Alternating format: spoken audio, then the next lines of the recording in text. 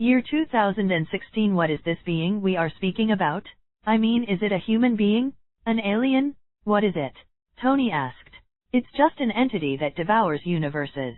It doesn't have any shape or form and very little is known of it. When it comes, black snow falls and everything the black snow touches gets obliterated to nothingness. John replied. You said, I will kill the black winter. Can we get to know how? Thor asked as this was the main question for all. They wanted to know the process of defeating it. John hesitated for a bit before uttering a spell. This spell would stop anyone from hearing their conversation. Not even the watchers would be able to hear the next words of John. What did you do? Arthur asked. I just used magic as a protection to stop anyone from listening to our conversation. There can be many people listening to us right now. That war against the multiversal beings is sure to wake up many other entities in all of the multiverse. Everybody nodded as they understood. Before explaining the defeat of Black Winter, let me tell you a story.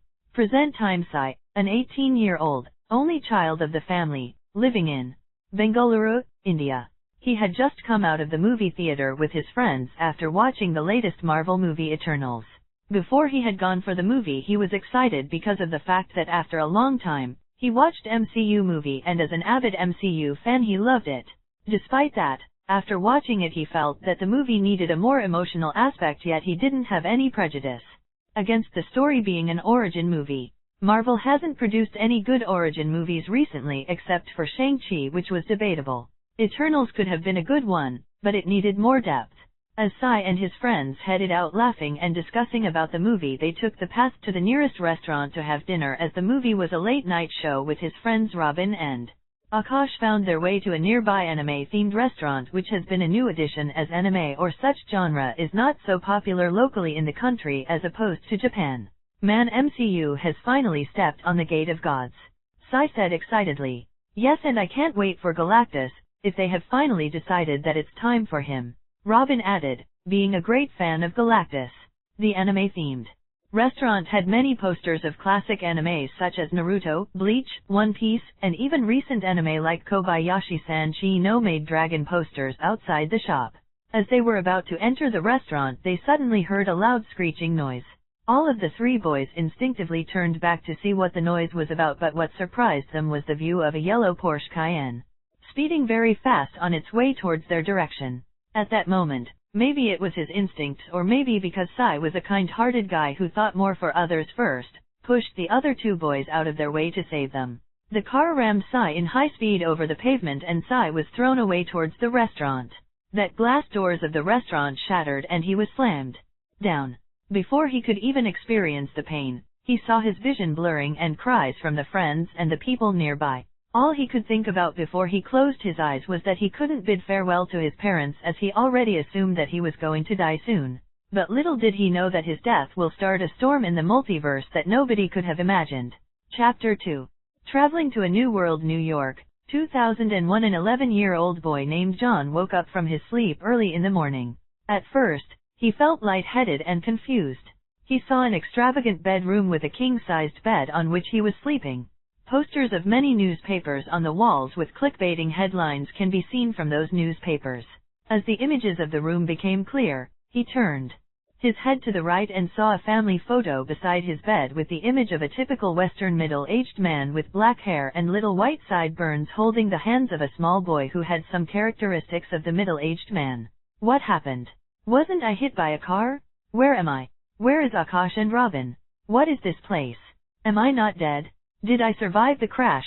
The boy exclaimed in his head. He was panicking inside because he saw his body had changed and was a young boy. He was pretty sure he died, but he wasn't sure how he ended up in a bedroom with weird articles all around. He sat on the bed and noticed a newspaper on the nearby table. He picked it up and he was dumbstruck after what he just saw. The date on the newspaper's top right side depicted a year which was impossible for him to be present in that year. It was October 1st, 2001. But that was not the most astonishing part. What was more surprising was the name of the newspaper. On the heading it was written Daily Bugle. He shuddered because he knew what the name represents, but he couldn't believe it. While he was holding the newspaper, he noticed that his hands and body were significantly smaller. For a typical 18-year-old. Did I just get ice-skivy to Marvel, or am I just dreaming? If it is really Marvel, which Marvel universe is this? The old Spider-Man universe? Or the MCU? The boy screamed in his heart. He felt his heartbeat racing. In his previous life he had watched the anime That Time I Got Reincarnated as a Slime, so he knew what Isekai was. Adding to the fact that he read many Chinese novels of Isekai who traveled to many worlds and made their own story. Shit. What if I really got Isekai? I should have a system at least, like all the other protagonist travelers in the universe. System? Are you there? He wasn't sure how he got Isekai, but he could only scream in his heart, Doctor Strange. Did you mess this up? Ding. The boy suddenly heard a sound in his head. System loading. 10%. 20%. 50%. 89%. 100% system loaded. The boy was so excited that he almost jumped in his bed. Hello, host John. It has come to our notice that you have traveled to the MCU 19,999. Would you like to load the previous memory of the original body? The boy said yes. And then suddenly he was branded with many memories in his head. Information. It turned out that the original owner's name was John Jonah Jameson, son of Joan Jameson and J. Jonah Jameson. His mother died early due to cancer and his father is the owner of the famous newspaper company Daily Bugle. He turned 11 years old this year. He could only lament on the fact that all the initial letters of his family name start with J. So it's 2001. There is still 7 years to develop myself before Tony Stark makes an announcement in the press conference that he is Iron Man. After that the trajectory of this world will basically take the route of arithmetic progression. Sigh, what a headache. System? The only function you have isn't just some memories, right? Ding. The host can rest assured that the system is very powerful and can even make the host as powerful as the so-called gods in this universe instantly. All that depends is in the hands of the host and his hard work. Okay, so what are your functions? The system can make the characters and powers of the animations, movies, and games of the host's previous world come to life. And the host can take over the summoned characters as himself whenever he wishes to. What? John screamed out loud this instead of saying it in his heart. He knew what this represents. It represents he will have powers that the world has never seen. But soon the system poured a cold water on his excitement with its next sentence. The host can make the powers and characters and even the whole world depicted in the previous come to life under certain conditions. What are the conditions? The condition is reaching the desired fan value. For example, the host makes a movie and if the fan value, that is, the number of people that love the movie exceed a certain number, then the characters or the powers can come to life as desired by the host. You said the characters and even the world can come to life. Won't the villainous characters cause havoc after coming to life? John complained in his heart. The host can rest assured that all the characters that the host summons will only take orders from the host and nobody else. What? Ha ha ha ha ha. John laughed in his bed. He lied on the bed, stared at the ceiling of his room and kept on smiling. All he could think was about the world that he was going to spin around once he reached his fan value. He was getting prepared. Chapter 3, Getting a Hang of the New World as Sight. Now, John was mapping out his scheme. The door of the bedroom was suddenly flung open and a woman who looked like she was in mid-30s walked through the door. She looked quite beautiful and had the characteristics of a South American living in the USA. From John's memories he knew she is his nanny, Valentina. She was hired after his birth. She basically saw him grow up from an infant and love him equally like her own son. After John's birth and death of his mother, Valentina looked after him for all his needs. After his mother's death his father flung himself to work to forget the pain of loss and John was handed over under the care of Valentina. John, are you all right? I heard you screaming. Is this one of your nightmares again? Valentina asked him worriedly after coming inside. No, Val, I am fine. Just had an exciting dream about something which is going to turn into reality soon. This world is so beautiful, John said with grin. Val, that's the name he calls her by normally. Valentina was confused by what he meant but she didn't care. It was 8 in the morning. Your dad is waiting for you at the breakfast table for you. You should go. Val continued. Yes, I have lots of things to tell him, John said. Even though he wasn't close to him, but being his dad he has some understandings. Hi Dad. Good morning, John said after coming to the table. His dad was having his breakfast which had eggs and sandwich. John realized that due to the merge of memories from the previous self, His accent was a perfect American. It helped him avoid the change of accent from his previous self, though he couldn't figure out how his consciousness took over the previous owner, but he guessed it is probably because of the system which helped him take over the body without any particular hindrance. While joining his father for breakfast, he was thinking of the system and how to propagate the works of animation and movies to the world to acquire the fan value. As for games, it can be shelved for later period of time, as the technology of 2001 won't allow him to show his ideas on the games. Even though John played many games in his previous life, he wasn't a gaming nerd and has very less ideas about games. Val served him his breakfast, and while eating he started formulating ideas for his future plans and action and how to gain a foothold in this new world. Dad, I have a business proposal. Would you like to hear me? John asked his father.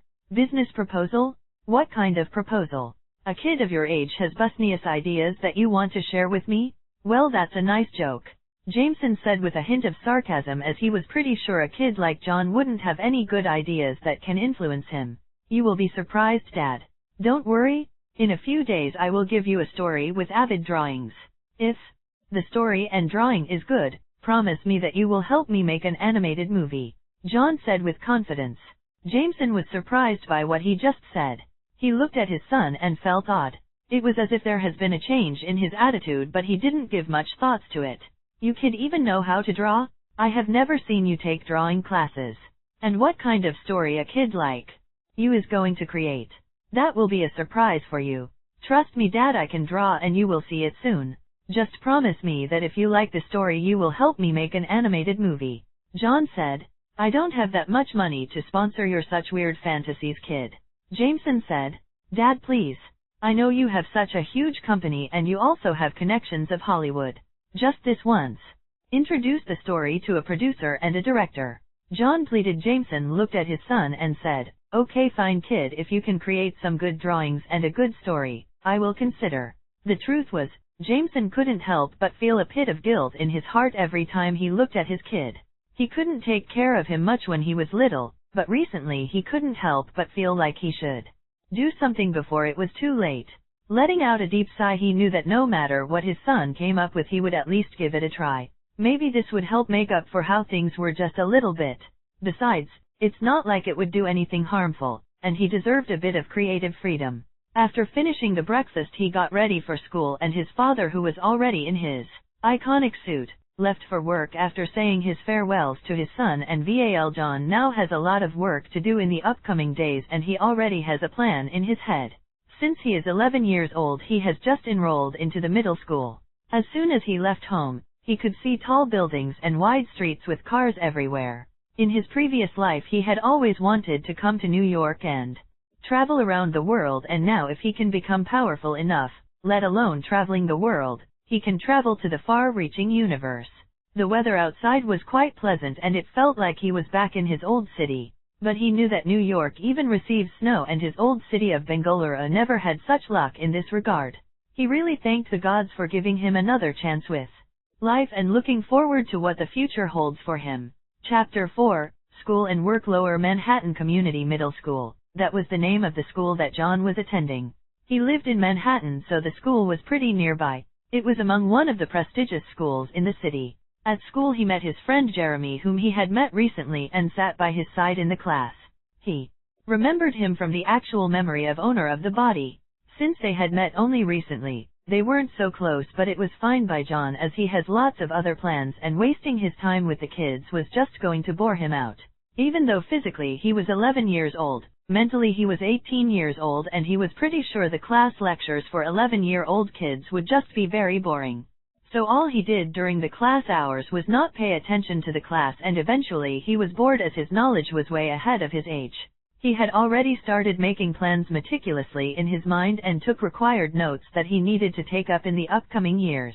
On the way back home he bought big canvases and art materials from his pocket money. In his previous life he was a very good artist and a decent singer. In fact, he could even copy the manga drawing in his previous life.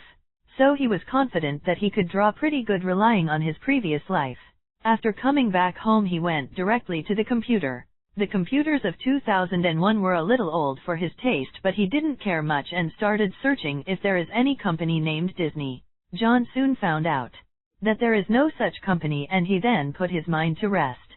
Then suddenly John's eyes sparkled. Since there is no Disney in this world, I can bring all the works of Disney of my world to life here. He thought to himself. System, can you use the fan values generated from one work and then transfer to another work? Ding. The host can be rest assured. The number of fan values are calculated in total and not individually. That's awesome. I can directly use all the Disney works that I remember. Well, it's sad that I can't remember all the Disney animations from my previous life. Ding. The host can bring previous life's animation, games, movies, and animes to this life at the expense of fan values. Really? That's awesome. Many of my concerns can be waved away by this. Okay, now it's time to get to work. After sitting down with the canvas, he started drawing a beautiful sunrise and many animals. After drawing the animals and showing that they were traveling to a particular direction, he drew a majestic lion. Yes, John is drawing the famous Lion King. Even though the Lion King came in 1994, in his previous life there was no such movie in this world. He was pretty sure that, with all the music he remembered from his previous life and with the advancement of animation, the movie would be more majestic now in 2001. As for his dad rejecting his work, he never considered it because John was pretty sure that his dad will support him on this, as the story itself is particularly rich and vivid and it will call to all the audiences, be it both a child or an adult. He knew that this drawing will take lots of time, but he was excited to complete it. At night when Jameson came back from work, he noticed that his son John was busy in his room as opposed to coming forward and greeting him.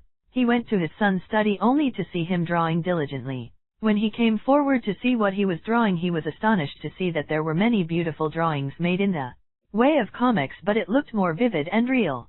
He didn't want to disturb his son in his work. Soon he remembered the conversation he had with him in the morning. Now, after looking at the drawing, Jameson was looking forward to the story he was going to produce with the arts. Val, since when has he been working? Jameson called Valentina over and asked. Mister, he has been working like this since he came back from school. He did nothing else and is cooped up in his room. She was worried that he will work too hard in this small project of his and miss the time to play and have fun. Jameson, on the other hand, was proud of his son after seeing his art. Even if he doesn't come up with a good story, he can boast about his son's extraordinary talent of art to his old colleagues. Now he was only waiting for John to complete his work of art. Chapter 5, Finishing the Lion King. October 9, 2001. It took 15 days to finish all the drawings in pages and writing the conversations between all the characters. Even though it lacked vividness in the drawing, but it looked awesome nonetheless. At night when John's father came back from work, John took the whole bunch of drawings to Jameson to evaluate. Even though John knew his work was near perfect to the story of Lion King of his previous life, he was scared. Scared for the fact that he wouldn't be able to convince his father. This is astonishing. John, you really surprised me. At first I was proud of your arts and your diligence. And now I am in awe with your work and creativity. Jameson praised him without holding back. After going through the whole set, John became shy as he knew there is nothing creative he did, as all his works are by riding the shoulders of his predecessors. So Dad, can you help me make an animation movie out of it? John asked him with eagerness, as all his work and his future depends at that moment. Sure, why not? This work is fantastic. And I have a hunch this will generate great money, Jameson said, with sparkles in his yes. Even though Jameson had enough money, nobody would say no to some more money. Dad, before everything starts, I would like to meet the director of the movie. You can be one of the producers too. You can keep the money for later uses, as I have other needs for the money. John said. Sure, but do you have other ideas such as this? Jameson asked with some suspicion. Dad, I have so many ideas and things to do, but it will take time to bring all these ideas into reality. This world is more colorful and dangerous than you think, John said to his father with a hint of a smile in his face. Even though Jameson isn't really his father in a sense, but he could feel his father's love for him in the past few days. Kid, just because you just drew a story, don't think you can ride my head. I know more about the world than you, Jameson said with some mock anger on his face. John shrugged his shoulders, refusing to argue on this topic, as he himself knew that 18 years of mental age doesn't really count to anything in this vast world. October 14, 2001. It was a nice Sunday evening when John and Jameson walked into their scheduled meeting with the director. Jameson decided to tag along to oversee the meeting too. He trusted his son, but he was still a kid. A bit nervous at first. When the clock pointed 6 p.m. they finally headed in to get things started. This is the original drawing for the animated movie, and I would like if the animation would be realistic and please pay proper attention to the emotions to be involved in the whole story, John said to the director. Don't worry, John and Mr. Jameson, we are professionals and we will give our full effort in this project, Rob, the director, said excitedly. At first when he heard that Mr. Jameson, a media tycoon, is looking for directors to shoot an animated movie, he jumped on the bandwagon immediately. He used various channels to have a meeting with Mr. Jameson and the time was decided today. What surprised him was the fact that the story has already been decided and it was created by Mr. Jameson's 11-year-old son. He was very downhearted on his way to the home of Jameson and was making up excuses in head to reject this project later. But after reading the whole plot and seeing the drawing, he changed his mind immediately. He saw a huge potential in the storyline. Mr. Rob, I have another blatant request. I hope you will accept it, John added. Huh? John, you want anything more to the story? Jameson was skeptical and hoped that adding more would not ruin the story. Don't worry, Dad. It's nothing bad. I just composed songs related to the movie and I am confident that it will add more to the story, John said with a smile. You can compose songs too? When did you learn that? Kid, what more secrets are you hiding from me? Spill it out, Jameson asked him with raised eyebrows. John just replied with a smile. Rob, on the other hand, was little worried because he felt John was too small to compose music. John could see the director's worry, so he said hurriedly, Don't worry, Mr. Rob, I will just give the lyrics and add my ideas for the song. I won't be hampering on the movie's original work. Rob was grateful for this and after discussing all the ins and outs of the matter, left late at night. The production process was set to start and it was going to take time to finish the whole movie. Chapter 6, Global Turnover. March 22, 2002. The past few months went in like a storm for John.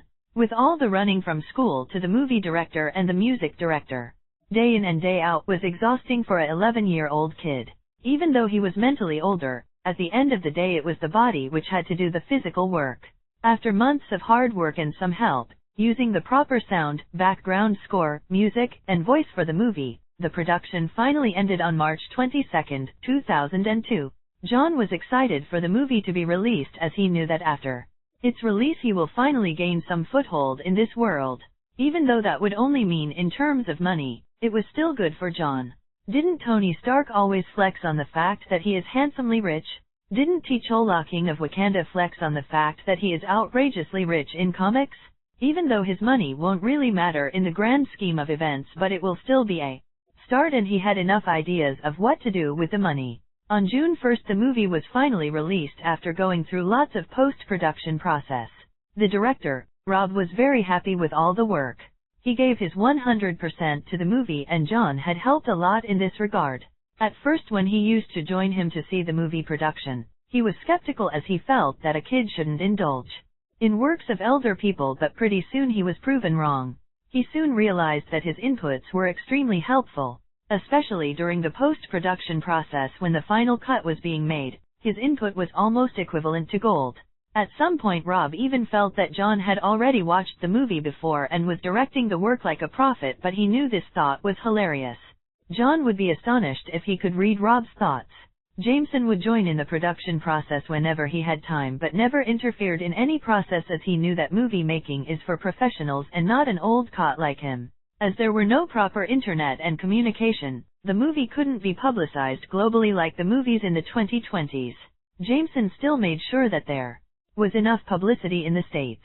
On the night of June 1, all big wigs came to the premiere of the movie in LA, as that is the home of the Hollywood.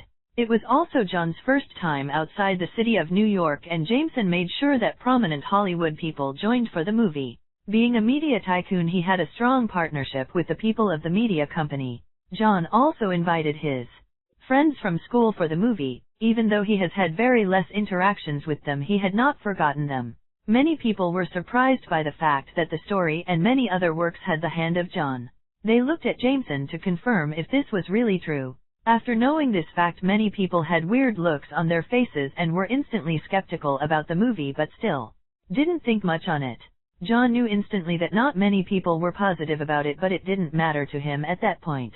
He just wanted to end it soon so that his plans could be set in motion. In the movie theater there was a podium where he could speak out before the start of the movie. "Hello everyone. At this point many of you know who I am. Thanks to my dad," John said with a laugh. Hearing him, the audience also gave out small laughter. "But I want to leave my name in this world not by being the son of J. Jonah Jameson, but as John Jameson. I know it sounds ambitious for my age, but I still want to try my best to achieve success. And today being my birthday I would like to take my first step towards my dream. I have come this far with the help of many people and I hope you all will continue to help me and I will return your goodwill to you in many folds. Thanks to all for taking this journey with me and I look forward to cooperating with you all for many years to come. Now, ladies and gentlemen, I present to you the Lion King." John got a standing ovation for his speech as what he said was way too mature for a kid of 12 years old and he already had grand plans to set in motion. Soon the movie started and unsurprisingly it moved everybody with its storyline, music, sound, and depiction. The animation was much better than the 1994 original version, so the movie was more vivid and colorful. Soon after the movie ended people started discussing among themselves about the movie and in a few weeks the movie exploded globally. The turnover was unprecedented. Multiverse of Marvel Chapter 7, First Step to World Dominance. The initial budget of the movie was $45 million with his father investing almost $30 million in it. By the end of July, the global turnover reached almost $1.8 billion. This reaction from the general audience surprised even John. As far as John remembered, the total turnover of the 1994 movie was little over $1.2 billion. But John forgot the fact that in 1994 there weren't many movie lovers as were in 2002. This helped him a lot. After such global success many people started discussing on the fact that The Lion King might get Oscar this year as the best animated movie and even awards for the best background music and other such related categories. Now by the end of October Jameson realized he was sitting on a golden egg, because he had already earned more than $1 billion and that too by not having done anything. It was also because of the fact that John gave him ideas to commercialize by using toys, merchandise, and other stuffs and that helped him earn more money. Jameson really thanked the stars for such a wonderful son. His ideas were so impressive that it even shocked him. He was so happy that he even smiled. When asleep, the only person who wasn't happy at home was Valentina because she noticed that dealing with all this stuff had hampered the studies of John and his everyday life. He hardly went to school and he was able to sneak away from the authorities of school just because of the fact that he was the top student in his class and also because he had produced such an awesome movie that even the school felt proud. The school felt so proud of John that at their school gate they put up a huge banner saying, "The school which produced The Lion King." Although it was blatantly wrong as the school had nothing to do with his success, but at least they gave him free rein of not attending school. John even told the principal that he would be producing more movies such as this and in future he would be constantly absent. The principal agreed upon as long as he achieved excellence in his studies and work hard to get into a good high school. Though he wasn't sure about how tough the exam would be, but he was confident that his knowledge about science from his previous life, as John in his previous life too was excellent in studies. Furthermore, John in this life really didn't have any thirst for science as he would prefer magic over science. The science stuff could be left to Tony for research. Ding! The fan value acquired by the host is 102 million. Fan value required to bring the character Simba to life, 1 million. Fan value to change the host to Simba, 500,000. This change will entirely depend on the wish of the host, and can interchange between Simba and the main body. Fan value required for the character Timon, 250,000. Fan value to change the host to Timon, 125,000. Fan value for the character Zazu, 400,000. Fan value to change the host to character Zazu, 200,000. Urging the host to work hard. Wow, so much fan value from a simple movie. Well, I guess I should save the fan value as the movies I have in mind for the future aren't so good and the fan values would be required for future purposes. Well, at least I can try this character Zazu and fulfill my wish to fly. System, I would like to change myself to Zazu, John said in his heart. Ding! The command has been accepted. Remaining fan value, 101,800,000. As soon as the statement ended, he soon realized that in his mind there is one small ball. It astonished him, as before this he could never see inside his consciousness, and it felt magical. The small ball had the markings of a hornbill bird, and as soon as he tried to touch the ball he realized that he had turned into a bird in real life. A majestic hornbill with big wingspans appeared in his place, and he could feel that he could fly. After seeing this he couldn't stop himself. It had been almost a year that he had been in this world and finally got the fruits of the labor. He flew out from the open window in the room without any difficulty. He flew out of the home, which was in Manhattan, and flew over the top of the buildings. Even though there was wind in the topmost part, it didn't stop him, as he felt free for the first time in his life. This freedom gave him joy and eagerness to make all his previous dreams come true.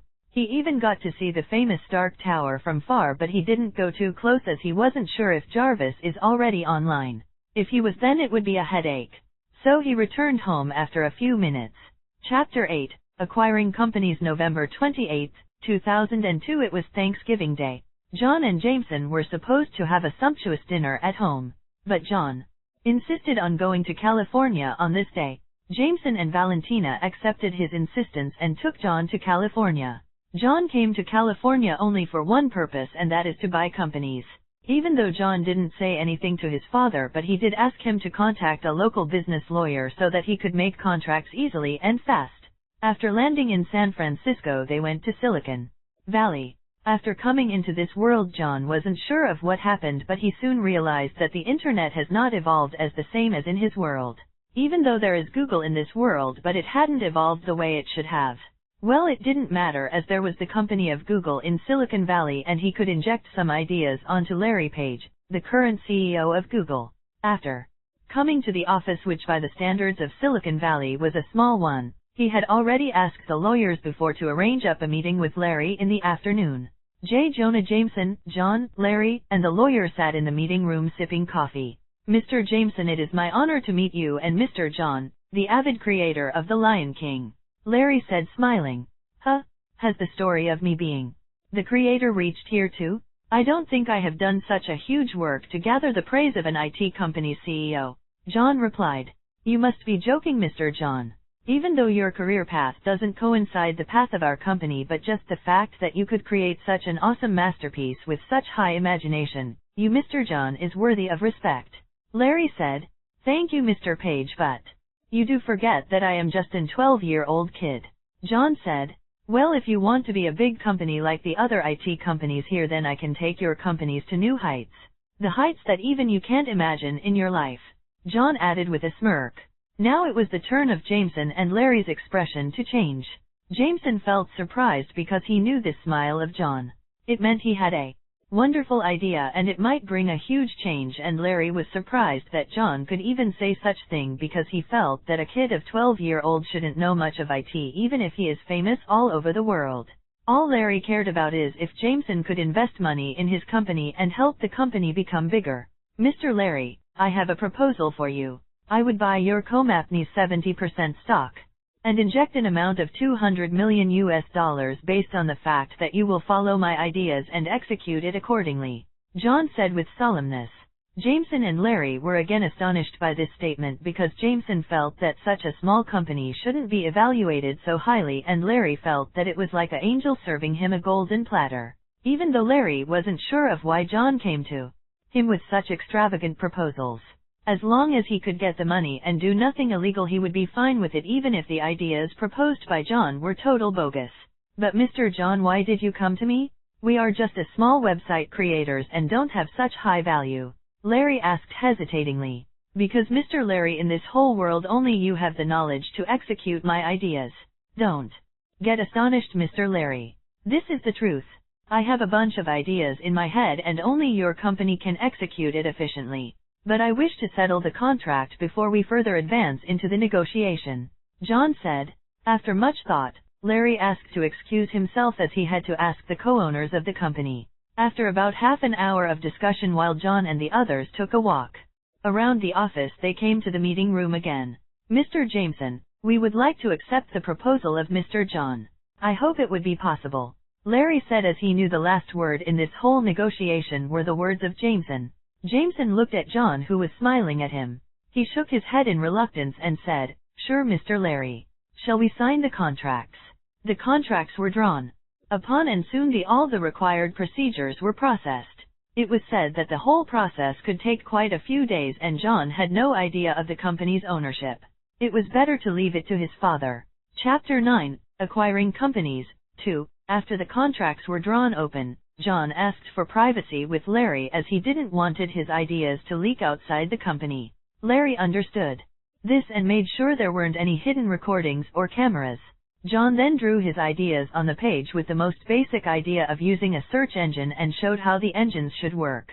Even though John doesn't understand all the codes and various things required for the search engine, he could generally point it out to him.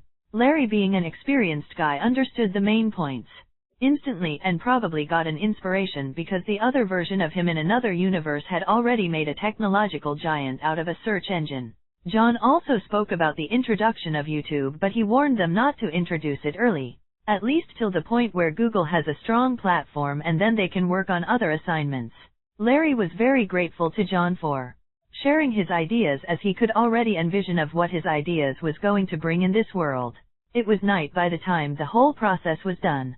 All three of them went to a presidential suite of a 5-star hotel.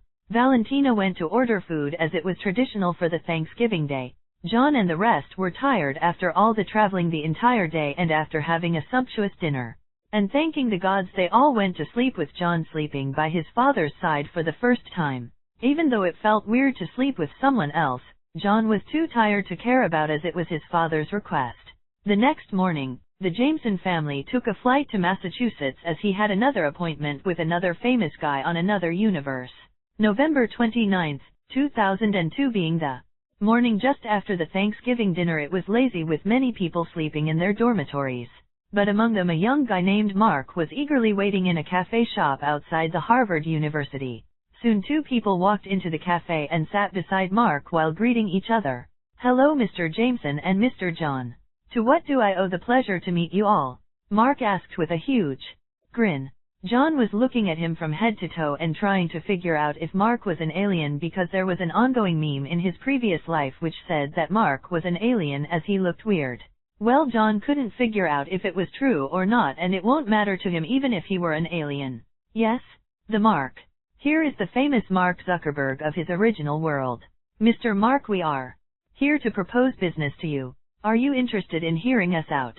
John said as Jameson was sipping his coffee. Truth to be said, he was pretty angry at that point. His son was flying him across countries and proposing business terms with young kids, and he couldn't even get rest in his short vacation. "I shouldn't have taken this small vacation. What a headache with this kid," Jameson lamented. In his heart, Jameson even thought about rejecting his requests, but then he remembered John's ideas of search engine and YouTube. John even told him about the use of cloud computing that could be used in the future.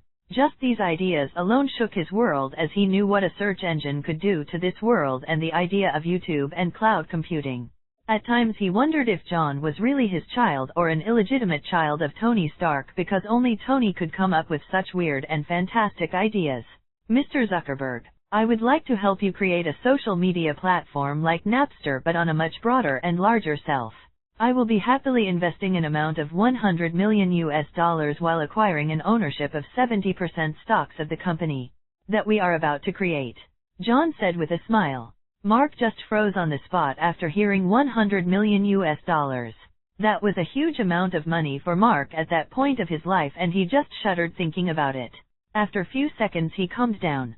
"Mr. John, are you sure you are asking this to the right person? I am just a student and I don't even have a company," Mark replied. "Mr. Mark, I am here with the right person. You don't have to worry about that. I just want your assurance of hard work, otherwise I wouldn't mind firing you away from the company later," John said with a smirk. "Fine, Mr. John, if you are so much confident, it would be very rude not to deliver to your trust. I would like to know about this so-called social media site that can be bigger than Napster." Chapter 10. Disney and movies. Since Mark was a single guy, the contract negotiations were easier, and he also advised him to take the help of his friends while making the website for Facebook, as he would need it. It's still 1 year before the official Facebook to launch, but John just wanted to kickstart the whole process.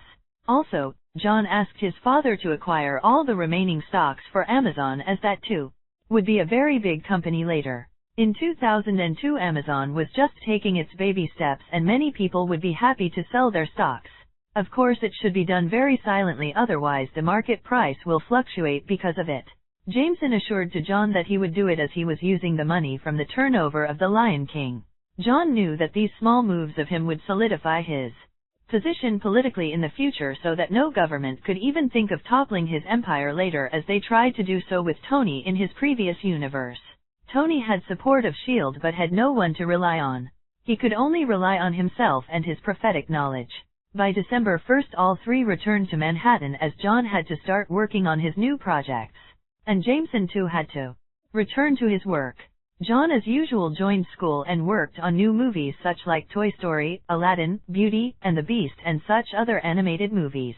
Even though he couldn't remember all the movies, he could bring their copies at the expense of fan values from the original world. Beauty and the Beast, copy, 50,000 fan value. Toy Story, copy, 60,000 fan value. John spent a total of 500,000 fan values on all the copies he could remember of Disney animated movies and started working on the drawing. He had a hunch that he needed a massive amount of fan values to bring a whole world to life, especially the world he was aiming for. By January he was ready with another series of arts with all the music required for the new movie Aladdin and Toy Story. He called upon Rob again for directing this animated movie and gave him an idea of how the movie would look like. Rob was instantly excited after hearing the story and was looking forward. Rob assured him that the movie would be complete as soon as possible. Rob came for the meeting with another director as John asked for it. The director was handed over the story of Toy Story. And this time too John said specifically of how to handle the story. Both the directors came out of the home of Jameson with a smiling face as they knew the stories in their hands would kick up a storm again. Jameson was really worried at this point for his son, as he could see all he cared about were the animated movies. "Son, I think you should take some rest after this.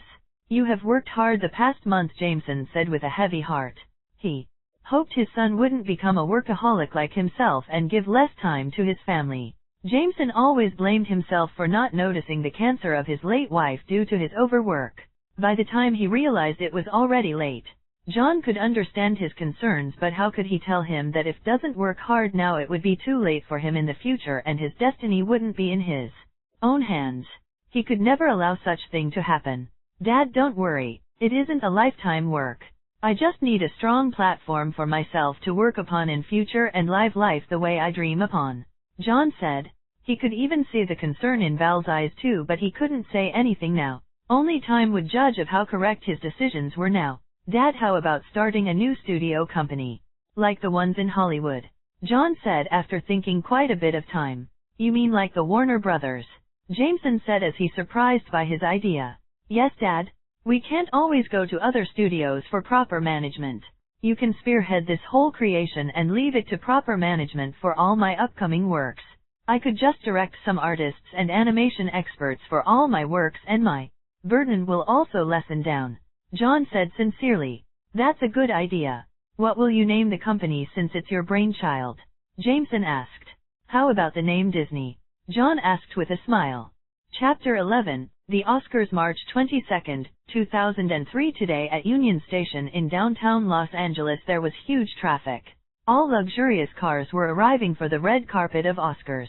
All well-known stars were arriving for the most famous and prestigious award-winning show. A month ago Jameson received an invitation from the Oscars as their movie was selected in 4 different categories. Jameson was elated. And Valentina was proud of John. Soon a luxurious Mercedes car arrived at the Oscars and from there stepped out 3 people. John was dressed up in a black suit and his father Jameson in a fine-fitted gray suit. Valentina refused to come with them in the beginning as she was just a nanny for John, but John forced her to join them for the Oscars. Valentina today dressed up in a very beautiful red dress which Jameson bought for her. She looked shy as this was the first time of her attending such a high-end gathering. John took her hand and led her inside. The reporters were trying to get words out of John as he was the main focal point of the family. John somehow evaded their lenses and was brought inside by the bodyguards. "Dad, see, this is how the reporters work for all the news companies," John complained to his father. Jameson just gave him an ugly smile but didn't refute him as he knew their nature to his bones. Soon the event started with all pomp and grandeur. Among the audience, John was surprised to see Tony Stark. He came with a famous star to the Oscars. Well, the playboy has a long way to go change himself. I hope my butterfly effect doesn't affect his transformation to Iron Man, otherwise I am pretty sure the Supreme Mage will come after me and throw me away, John thought to himself. As he looked through the audience, he searched if he could find any famous stars from his previous life. He saw another acquaintance and his eyes gleamed. On the other side of the row he saw Kingo, one of the Eternals. Kingo probably came for one of his movies, as he was the royalty of Bollywood. His heart was beating fast just by looking at him. He knew what Eternals represent in this world. The Celestials and their soldiers. The Eternals were basically responsible for the advancement of mankind in the beginning phase till the death of all deviants. Well, till the truth came out for them. Kingo could feel that someone was eyeing him, so he moved his head to look, and he found out that a kid of 12 to 13 years old was looking at him. He was pretty sure he never met him before, but on those eyes of the kid he could feel that the kid knew him. John gave Kingo a smile and moved his head. Kingo didn't give much heed to the kid, and being an Eternal he had his own arrogance. He would never pay attention to the mortals. Soon the award for Best Animated Movie of the Year came upon. So this year there is probably only one movie that could make top of the list, the host said with a huge smile. Well, if you didn't take your child to watch this movie, then I am sorry to say you are not qualified as a parent, the co-host added with a big laugh. The audience had a laugh after hearing this.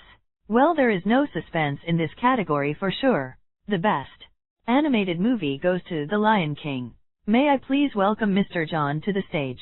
John stood up and went to the stage with confident steps. After holding the famous Oscar award, he couldn't believe his own destiny. He went from nobody in his previous life to winning an Oscar in this world. After watching the award for a few seconds he said, "Hello everyone, almost half a year ago I gave a speech of achieving my dreams with the help of all present at that time, and this time too I will say the same thing.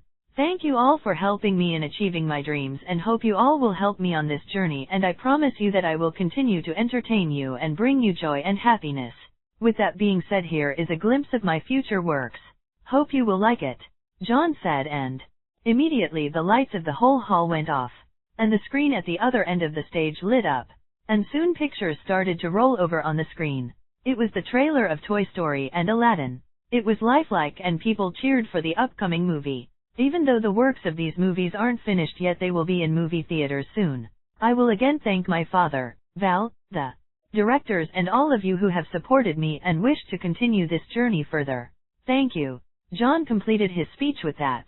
Jameson and Val were both proud of his works and his hard work. They knew how much work he had put to his ideas. After this, The Lion King won 2 more awards, but this time only Jameson went to receive it.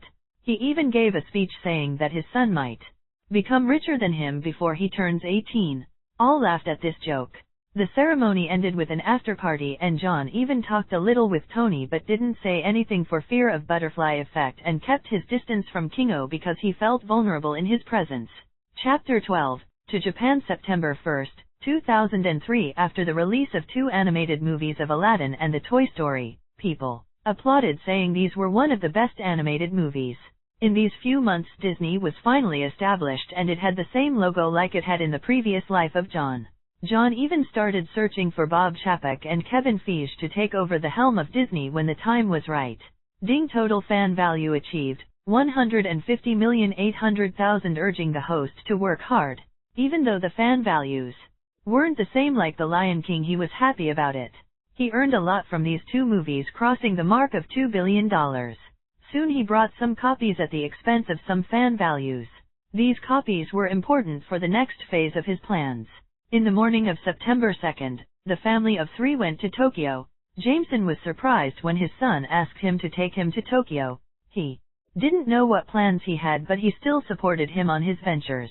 On a chilly night of Tokyo, they landed at the airport and went straight for the hotel. Such a long journey was tiring for everybody, and they needed rest. On the next morning, John took the family to Studio Pierrot with a lawyer and a translator, as he would need them during negotiations. Soon they arranged a meeting with the CEO of the studio. The CEO was pretty surprised and excited when he heard the famous creator behind those animated movies was going to meet him, so he cleared his schedule for this meeting. Soon John arrived with his family and headed towards the meeting room. "Hello Michiyuki Hanma-san. It's nice to meet you. Hope we didn't disturb you by arranging such a hasty meeting," John said with a smile. The translator helped him convey his words to Hanma. No, it's our honor to welcome such a famous animation movie creator to our premises. I am just surprised that you would come to our studio," Hanma said. "Well, Mr. Hanma, we are actually here to have a cooperative relationship with your studio, and joining our hands we would like to depict a wonderful story in animation. The reason I chose Japan instead of USA because I believe that the story I have will appeal to Japanese audience more than Americans," John said. Hanma was skeptical to this point. He knew the animation industry in Japan, and it can probably said as the top industry of animation in the whole world. Even though he had his doubts, but he didn't express, "I know you have your doubts about this, so let me give you a present. I didn't bring any other presents with, so I can only give you these 10 chapters of manga that I drew by myself. We can discuss the business terms after you read these," John added, and gave him 10 chapters of manga he drew. Hanmo started reading, and the first page was the image of a cliffside of a mountain with image of few faces plastered on the mountain. It looked almost like the famous Mt. Rushmore, only in this case the faces were different.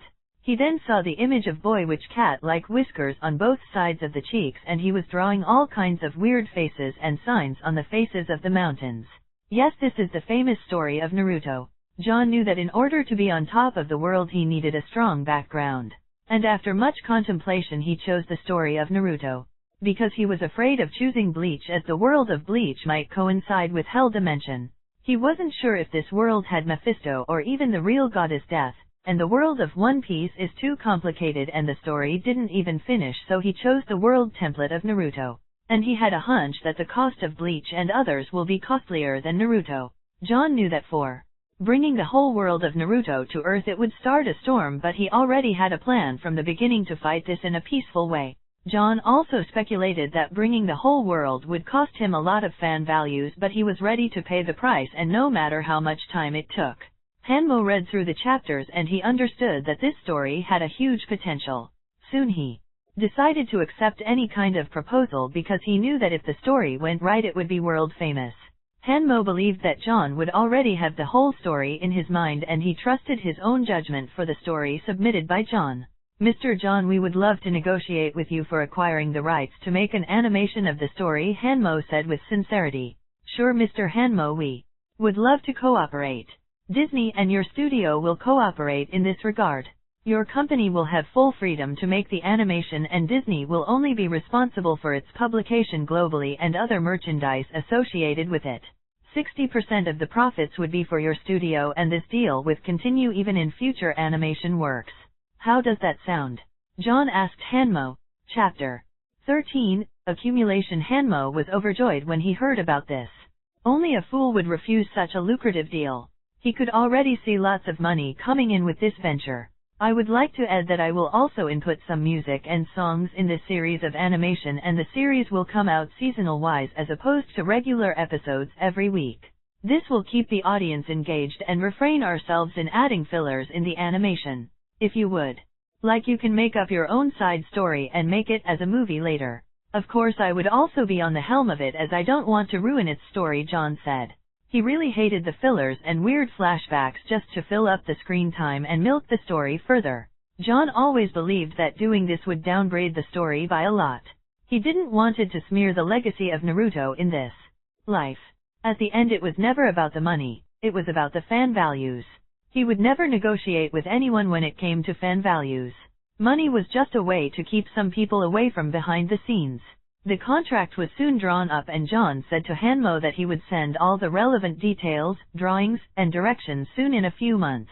This project would take years to finish, and John gave him a deadline until 2007 to finish the whole plot and finish the animation.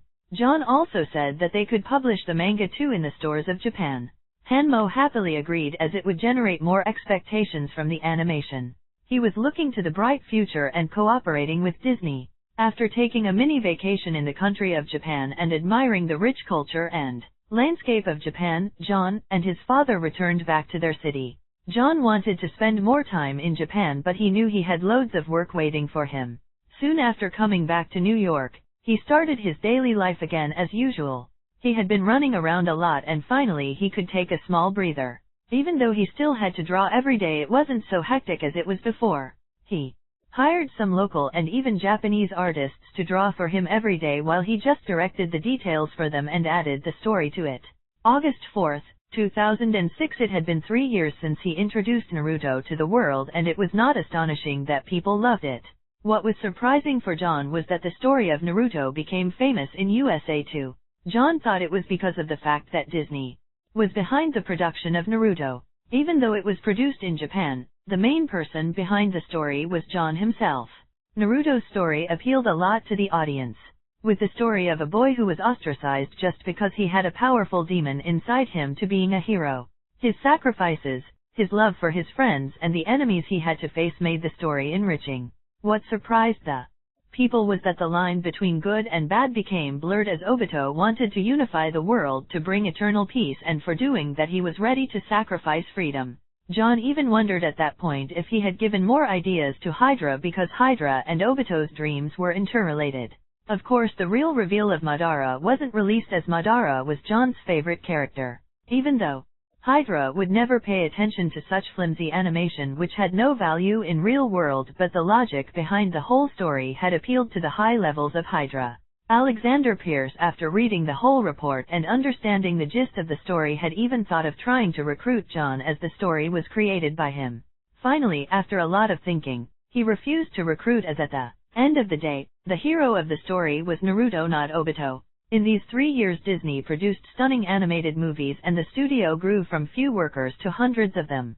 John finally hired Kevin and Bob for taking the helm of Disney and shared ideas with them about the future of the company. Disney, because of its popularity and meaningful plot, won Oscars almost every year. Some even advised him that he should try making real-life movies too, but John just refused their advances, as he already plans for real-life movies. In these few years, John had grown up to a handsome young man with the right muscles at the right places. He finally left his childish look and slowly turned into a teenager. He took regular defense lessons, even though he knew that it won't matter at the end, as his powers would just explode, but he still took precautions. Chapter 14, Accumulation. 2. In these few years, Google and Facebook rose exponentially. There were signs of these two companies being the leader in IT sector. Slowly and steadily, these two companies were incorporated in the daily lives of normal people. People were surprised that the real person between these two giants was John Jameson. The media had whole discussion sessions on John and how he managed to acquire these two companies and even start new companies such as Twitter and Spotify. These ideas were unique and well ahead of the curve. The hosts and analysts even argued that John was on the level of Tony Stark when it came to unique ideas and creativity. Google had even announced that they were working on cheap smartphones that the normal people could use in their day-to-day life. All these accumulation over the years solidified John's position in the country, and even politicians approached him for cooperation and helping them in their campaigns, though he refused everybody politely. All his energy was to become strong enough to brush these politicians and military away, as he didn't want dirt in his hands. John's personal worth was valued at $40 billion. Even though he had a long way to go to reach the wealth of Tony Stark, but nobody would deny the fact that he might reach his level of wealth in future. Because John was still a teenager and Tony was already a grown man now. The media were eager to see the face-off between John and Tony to fuel their tabloids, but was surprised to see that they both never crossed each other's path.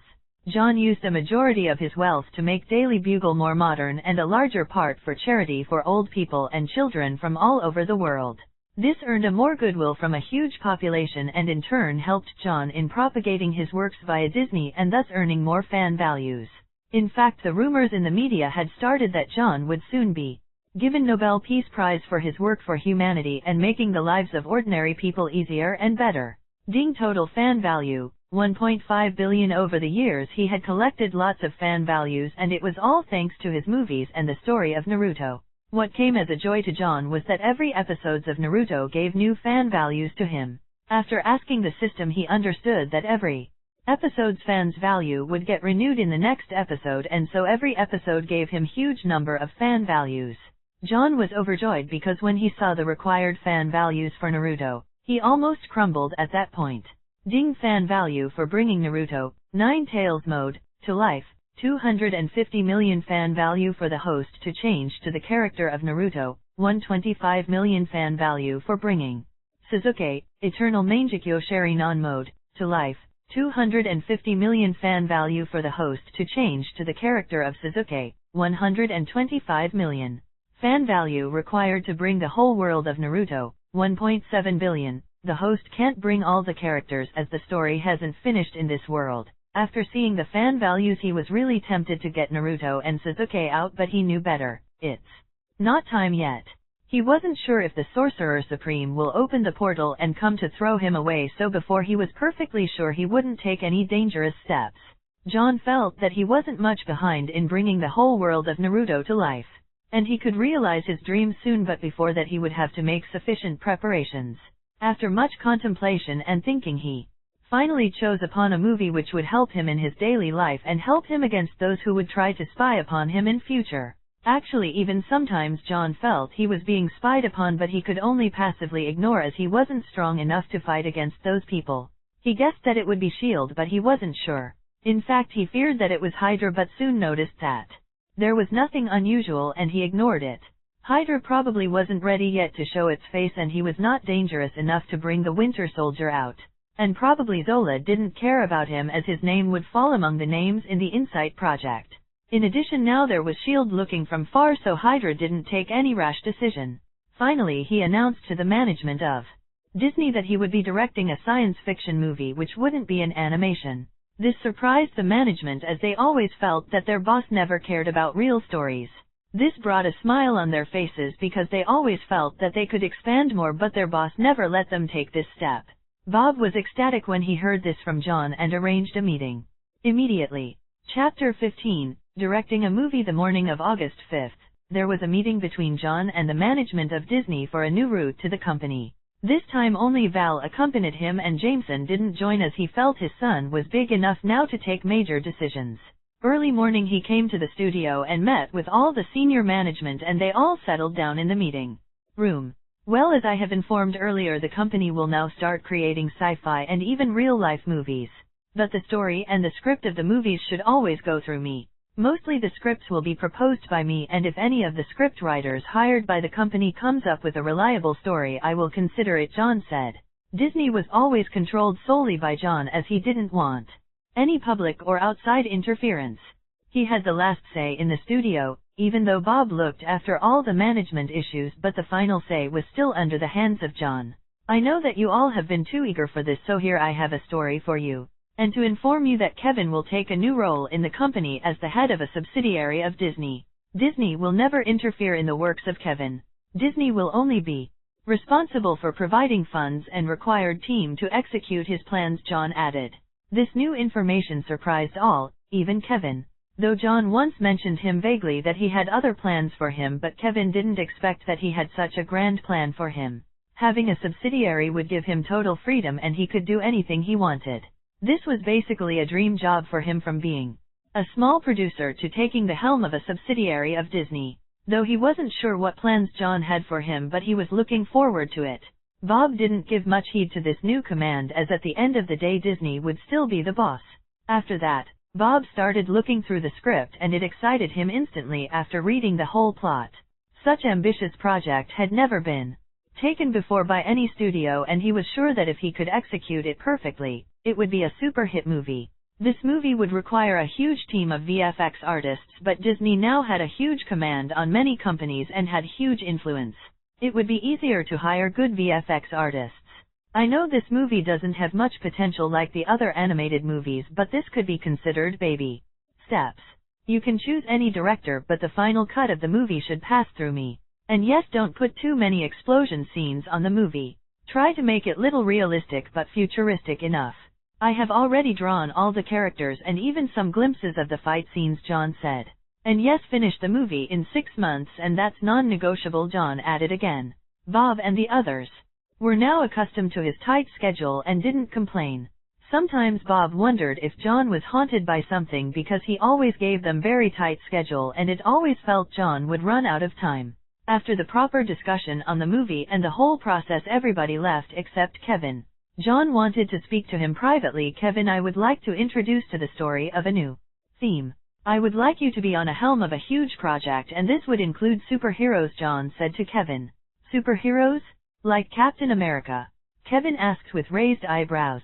Yes, like Captain America. These superheroes will form a team and defend humanity in the movie, just like Captain America. This is a huge project and it will span over many years. I hope you are mentally ready for it. John said. Of course, boss. I would be happy to take this project. But do you have a story? Kevin asked with excitement. Immediately John submitted a script to Kevin and said, take your time. Finish this project before the mid of 2008 and bring the director Christopher Nolan. I heard he is a great director. Sure, boss. After going through the story, he was little surprised because the starting of the story was almost exactly like Tony Stark, but the trajectory of his life took a total different turn and turned out to be a superhero. And what more surprised him was the time he got for this story. That is almost over a year, but he was delighted as he could change things according to the requirements. Kevin could see a huge potential with the script and was really looking forward to working on this. John smiled at him because he knew that soon everything will change and he was looking forward to it. Chapter 16. Movie released soon. Disney started working on the project that John had given a timeline for. The VFX artists of this world were much better than the previous world. John guessed it probably was because of the influence of Tony Stark and Quentin Beck, as they were way ahead of their time when it comes to virtual projection. It might even have the hands of Fastos, one of the Eternals behind the advancement of VFX artists and virtual projection. John decided to follow the normal process of releasing trailers on various social media and YouTube. Yes, John had already incorporated YouTube with Google and even made sure there were proper administrators so that the future YouTube creators would have a solid platform. The trailer started with a high school boy going with his dad to buy a car, and then the shopkeeper mentions that it's not the man who chooses the car but it's the car who chooses the drivers. The boy then sat on a yellow Camaro and saw a weird sign in the middle of the steering wheel. Later the boy realized that the car could transform, and then the trailer showed a glimpse of the story and various fighting scenes. Yes, the movie John chose was Transformers for his debut in real filmmaking. Even though the later parts of the movie didn't fare good, but the first movie was a brilliant one. John banked on the fact that men have love for machines and robots, so this movie would appeal to all. As soon as the trailer was out, it went viral. And people loved it. Disney announced their step in filmmaking apart from animation with a bang. The trailer went so viral that even Tony Stark commented on the comments section on YouTube that he would love to watch the movie and he was looking forward to it. This comment alone garnered more likes than the actual movie. John was surprised by this, but he gave a grin to it. He just got free publicity, so how could he complain? He just hoped that this wouldn't create any butterfly effect. That's all he cared about, as he didn't want to influence his destiny too much before he transforms into Iron Man. By January 2007, the movie was ready and it received a red carpet movie premiere on 2nd of February. John arrived with his family. It was a star-studded red carpet as many known stars of Hollywood attended. Soon reporters asked for an interview, which he happily obliged. Mr. John, is this movie your creative debut in the circle of movie making? Are there more movies that Disney has decided to release? One reporter asked. Yes, this could be said as the debut of Disney in movie making, and yes, there are other projects that we have lined up, but it will take time to come to life, John replied. Mr. John, will Disney stop making animated movies now? Another reporter asked. Of course not. Disney's love for animated movies and series will continue, and we also have corresponding projects, John replied with a smile. Then another reporter suddenly asked, Mr. John, we have seen massive turnover with the series of Naruto, but why did you choose a foreign studio for its development? Do you feel that the animation level of USA can't reach the level of Japan? This question suddenly brought a wave of silence among the reporters, as this touched a very sensitive topic. John's eyebrows raised with the question, but he replied with a smile. Of course, the animation of USA is a very high level. Didn't we always make animated movie based on our country? I chose Japan for the development of Naruto because their studio was more suitable for these kind of projects, and Disney had too much of work with all the animation movies. Plus, the story of Naruto is not actually mine. It was a Japanese friend of mine who told me once about it and I just brought the story to life. After this answer the reporter couldn't refute his claims as the life of John was pretty private and they knew almost nothing of his social life. Suddenly a sports Audi car arrived near the carpet end and a handsome man with goatee beard came out. It was Tony Stark. The appearance of Tony surprised John because according to rumors he never comes early in any event. John thought it was probably due to his love for machines and engineering. Soon the reporters who were flocking John went straight to Tony as the life of Tony was more interesting than the bland and boring life of John. John in these few years didn't have any relationship with anyone even though he had received many advances from almost everywhere. From school to charity events. Every young girl teenager would show goodwill to John. John was a handsome and rich guy which appealed to many but he politely refused and so the reporters couldn't dig out any spicy story from him. In addition he had too much influence on social media so nobody dared to say anything bad on his life. Chapter 17, The Spy in the House. The movie was pretty much a copy of the actual Transformers movie by Michael Bay, but with more realistic graphics and lesser explosions. Sometimes John wondered if in any universe Michael Bay was an incarnation of Deidara from Naruto, because only Michael and Deidara had so much love for explosions. "Art is an explosion" was the only slogan that both of them had. Of course he didn't make the movie too realistic as that would be counterproductive. John just asked the VFX artists to make their faces more prominent and make lesser explosions. All the other things he kept the same as the previous movie. The audience loved the movie as it had everything. The story of a failed alien civilization and their struggle to survive in the universe while still infighting being prominent appealed to all. The alien stories are still very intriguing to the audience as it always had been since a long time ago. It's just that this alien civilization was different. After thanking the audience for their support and attending the party at night, John returned with his family. It had been almost 6 years that John had come to this world and for the first time he got excited as he was going to bring a living character to life tonight. Even though it would be taking a risk in front of the Sorcerer Supreme, but he still had to try. Ding! Fan value to bring the cube. 100 million fan value to bring Bumblebee to life / to be Bumblebee. 40 million / 20 million fan value to bring Optimus Prime to life / to be Optimus Prime. 60 million / 30 million fan value to bring Megatron to life / to be Megatron. 65 million / 32.5 million. Wait. System, I can bring even the cube to life? Wouldn't the life created by the cube would revolt? Like in the movie? John asked the system. Ding. Yes, since the world can be brought to life from movies and series, some specific objects can also be brought to life such as this cube. The host can rest assured that the creatures will also follow the orders of the host, the system replied. John was overjoyed and he decided to bring the cube to life. I choose to buy the cube, John said, and immediately a cube of 1 meter 3 appeared in his hands. He was so excited that he almost jumped up. He opened his new Android mobile phone which Google has recently released and brought the mobile to touch the cube. Immediately a spark covered the whole mobile phone and slowly transformed to a small robot with blue eyes and 4 legs and 2 arms. It was almost the same as the mobile that transformed in the movie, but it looked more exquisite and refined. Master, what your orders? The mobile asked to John. John was looking at the mobile closely for a minute and then said, well, you the first of your kind, so I should name you. How about I call you Fix-It after the mini-cons? Do you like the name? John asked. Thank you, Master, for naming me. I would be happy to serve you, Fix-It said. With enthusiasm. John felt that the creatures brought to life should always have an identity and should never be nameless. Well, you can call me John instead of Master. I am not your lord. You are free to do whatever you want, but this world isn't the world of Cybertron, so there are restrictions. I hope you understand. You can even check all the information from internet, John said. Immediately. Fix-It shook for a few seconds and its eyes shone bright. Fix-It went through tons of information and got a general overview of the world he was in. In fact, John could share his memories to all the characters that is brought to life, but John forgot about it because of his excitement after seeing a character. Thanks, John. I understand this world now, but I will choose to follow you as that would be better for me, Fix-It said. John was happy after listening to this as he hoped all characters have their own autonomy instead of following his orders always. John then suddenly remembered something and asked Fix-It, are there any spy cameras or microphones in the house? Can you scan the whole house and check it?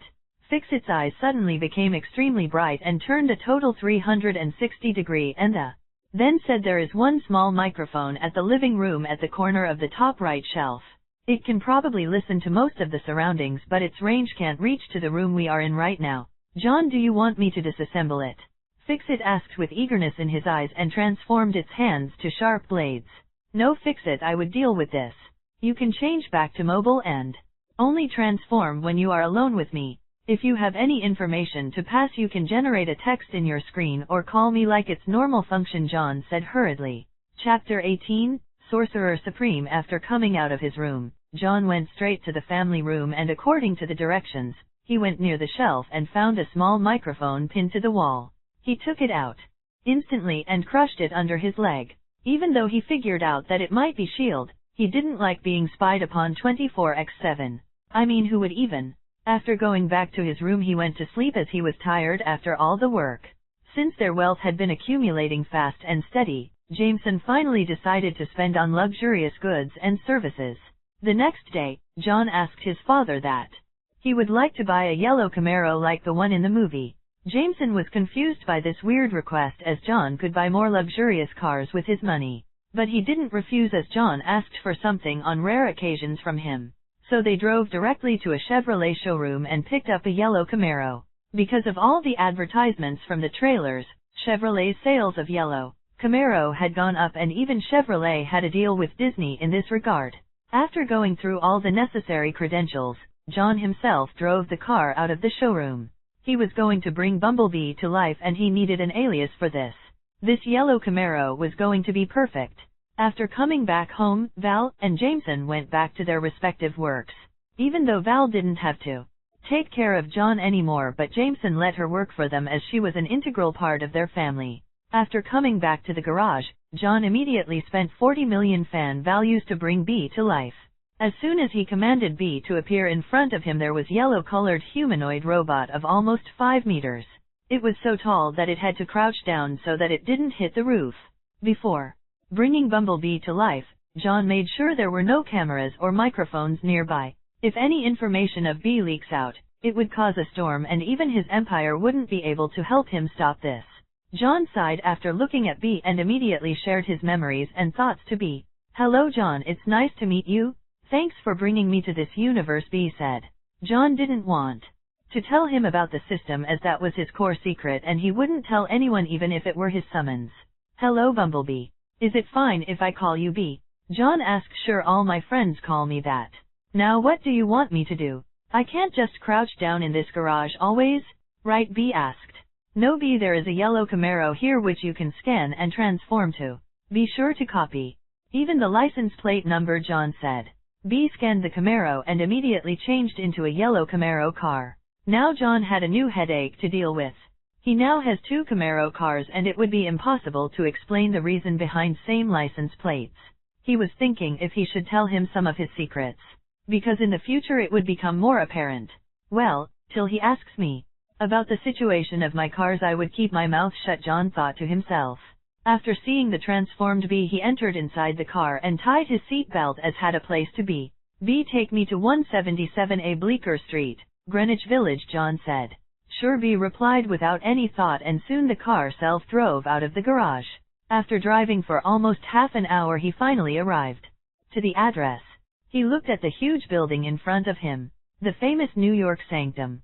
Even though he lost some fan values due to his extraction of Cube and Bumblebee, his fan values was soon going to reach the desired value of 1.7 billion to extract the world of Naruto. It was fine for Bee and Fix-It, but he wasn't sure if the Sorcerer Supreme would allow him to continue doing as he wished. Even though he had full trust on Naruto and Sasuke to fight against the Ancient One, but he didn't want any conflict. The generations of Ancient One guard Earth against the other dimensional invaders and he didn't want to disrupt this cycle. After arriving at the door of the sanctum and calming himself a bit, he knocked. Soon the door opened by itself and Black Bald Man was standing a little far in front of the stairs. Hello Master Drum, it's my honor to meet you, John said with politeness, but he was ready to spend fan values and take over a character if he was attacked. He wasn't sure how Master Drum would react. Chapter 19, Sorcerer Supreme, 2. Do I know you? And how do you know me? I don't remember ever seeing you. Who are you? Master Drum asked John with some doubt. Of course I know you, Master Drum, protector of New York Sanctum. I am John Jameson. I am here to ask an audience from the Ancient One. John replied. John Jameson? Now I remember. Aren't you the famous movie creator and a business tycoon? How come you are here? How do you know of us? I have never seen anyone from your family practicing magic, Drum said with astonishment and little on guard as he felt this. John wasn't simple, and he might be an otherworldly being in the guise of human. He was ready to conjure rings of Rogador in order to fight. Well, my circumstances are little special, and I have always known the existence of Camartage and its importance. Don't worry, Master Drum, I haven't come with any malice, and I just want to ask the Ancient One about something. John said calmly, even though he was sweating in his heart. He didn't want to fight Master Drum, especially in their own home turf. Who knows what kind of spells are attached to the sanctum? Before Drum could reply to it, suddenly a voice came from behind which said, "It's fine, Master Drum. He really didn't come with malice and can actually be considered an ally. You can go back. I will take him to Camartage." A bald woman came from behind the stairs and walked towards them. John was excited and nervous to see her. He always felt nervous when he sees these characters which looked exactly the same as in the movies. He was always in awe when he met these characters, be it Tony Stark or the Ancient One standing right in front of him. He couldn't even open his mouth to speak to her, and he stood rooted in his spot. "What happened, kid? Didn't you want to see me? Why are you silent now?" the Ancient One asked John with a faint smile. Sorry, I was just a little lost in my thoughts," John said shyly. "All right, come with me. We have lots to discuss," the Ancient One said. After that, the Ancient One led John to upstairs and to the doors which led to Camartage. As soon as they passed the door, he saw the famous Eye of Agamotto, or in other sense, the time gem upon a raised stone block. He looked at it for a few seconds but turned his eyes. He knew that Infinity Stones were really powerful, but he believed that if he was given enough time he could ignore the power of Infinity Stones. The Ancient One saw that his eyes were on the Eye of Agamotto but turned away. Soon, John's eyes reflected confidence, which raised a smile in the mouth of the Ancient One. After coming in the courtyard while following the Ancient One, he saw many people practicing magic. Even though it was night due to time difference, it was chilly outside and the Himalayas being close by. He was envious of them but didn't say anything and just followed the Ancient One. After entering the hall, the Ancient One started to brew tea, and John sat down in front of her to finish making her tea. After few minutes, 2 pots of tea was ready and gave 1 cup to John. John took a sip and felt refreshed instantly. "So you are finally here. I thought you would never come," the Ancient One said. "Well, I was scared that you would banish me away from this world," John replied shyly, as he couldn't say that he was scared of her, but he has a degree of defense in his body. The Ancient One could probably guess it, but she didn't expose him. "So have you seen my future?" John asked.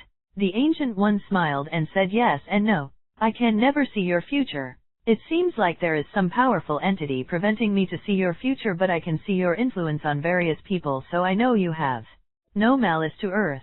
So I don't really care about what you do as long as the defenses against the other dimensions are intact, of course. I won't let anything bad happen to Earth, as it's my home too. But if someone provokes me or my family, I won't mind sending them to eternal damnation," John said while taking a sip. The Ancient One just smiled and didn't say anything to this point. "I have a doubt. Can you help me clarify?" John asked with curiosity. "Sure, ask away. Did you know of Tiamat?" John asked. The Ancient One raised her eyebrows when she heard the question. Actually, she guessed wrong from beginning. She thought that John's knowledge of future came from the powerful entity behind him who brought him to this world. When John got transmigrated here, the Ancient One felt a change in defenses of Earth.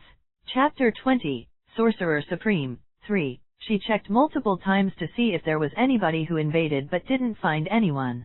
So she had to use the Eye of Agamotto to look into the future, only to see that the future has changed by a huge mile. She checked all the possible timelines and realized that the main person behind this change was John.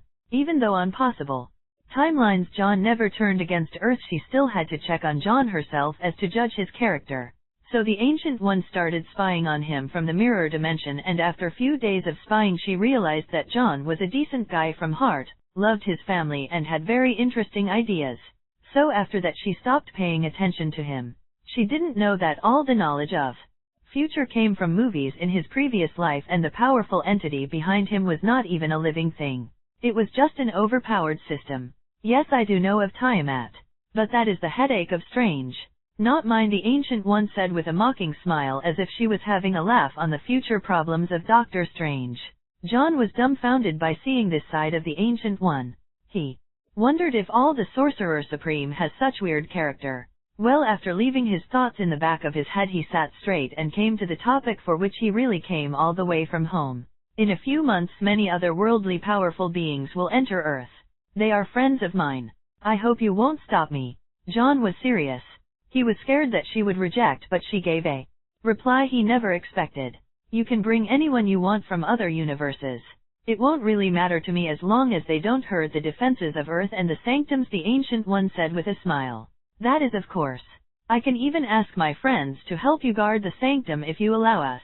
John added instantly, well then I will thank you in advance for your help, she said with a smile. Well, I can see you brought two beings with you. One is on the parking spot of New York and the other in your pocket. Right, she added. As soon as she said that, the mobile in his pocket vibrated continuously. It was probably asking for permission to transform and attack her because Fix-It felt that the woman was dangerous by her words. John probably guessed what Fix-It wanted to do, so he brought the mobile out of his pocket and said, Fix-It, you can transform and show yourself. As soon as he said that, Fix-It transformed and immediately started shooting from his transformed and even launched a small RPG from its back towards the Ancient One. John didn't even get the time to stop Fix-It, but he was relieved to see that she already put up the rings of Rogador in front of her. Even though the bullets and the missile won't really hurt too much to a human being, but it still might cause burns and pain. And if used in vulnerable places, these bullets and missiles could even prove to be fatal. Wow, these beings look so cute. Its name is Fix-It? That's a nice name. Are they from the planet Cybertron? She asked with curiosity. John was dumbfounded. How come you know of Cybertron? The movie hasn't even released globally? You even watch movies made by me? John asked with huge eyes. Of course, I went to LA and watched the movie from Mirror Dimension. I have to say that I loved the idea of the movie. That car outside is the famous Bumblebee, right? Looks powerful. I could feel the power from outside. All these years I watched some of your movies and works. I have to say that having a knowledge of so many universes is amazing, she said. John felt guilt and shy for deceiving her, as there were no such universes. He was just a guy with a small trick, or at least that is what he thought. He wasn't sure if Naruto universe existed or not. He didn't give much thought to it anymore. Yes, this is Fix-It, and the car outside is indeed B. Fix-It, say sorry to her. She is a friend of mine and our ally, John said to Fix-It. Fix-It looked back and forth to the Ancient One and John, and he couldn't understand why he pointed this mage as an ally, but Fix-It didn't argue on this. I am sorry for firing upon you, mage. Hope you won't take this to heart, it's fine. I can see that you want to protect John. You can continue to do so, she said.